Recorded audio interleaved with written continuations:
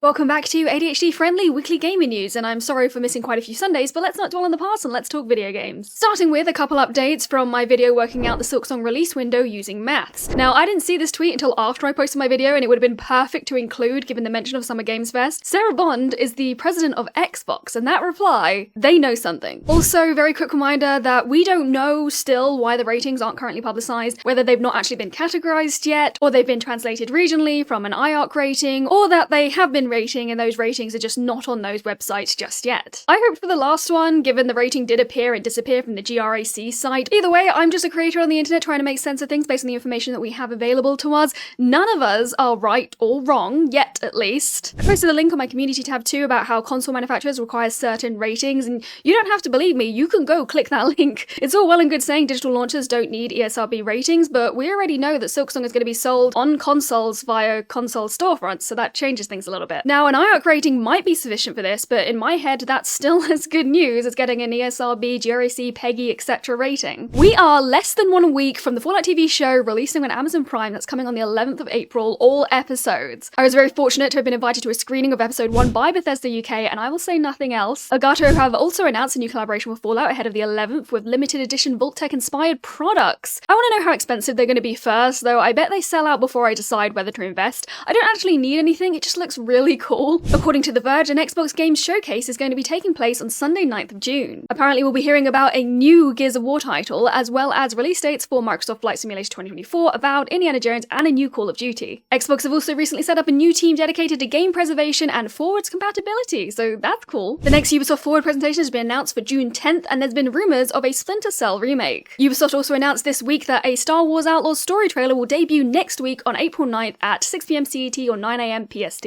There's also been rumours of a PlayStation Showcase / State of Play happening in May. EA's anti-cheaters caused multiple games to stop working on Steamdeck. More specifically, it's a requirement of the anti-cheat to access Windows at a kernel level, but the Steamdeck is a Linux device. Games affected include EAFC 2024, Battlefield 5, Battlefield 2042, and Plants vs. Zombies Garden Warfare 2. Apple is officially allowing retro games emulators on their App Store. And it's nice to see them relaxing restrictions a little bit, but I'm curious to see how this will turn out in reality. Previously, you would have had to jailbreak your phone, or actually, I don't know what people were doing to emulate stuff on their iPhones. I've been an Android girl for many years. I didn't even want to cover this, but apparently there was some Helldivers 2 drama, but it wasn't actually drama. Some dummies only just worked out that in a game where you play as fascists, the game is heavily political. This is why media literacy is important. Duckside was announced this week, which is a new survival game where you play as a duck. I think everyone thought it was an April Fool's joke, but no, it has an actual Steam store page. There's PvP, PvE, crafting, base building, and hat-wearing ducks wielding weapons, and sign-ups for the playtest are open right now on Steam. This is a hilarious one that I wanted to include this week. So an interviewer at an F1 race decided to pick a random person and interview them from the...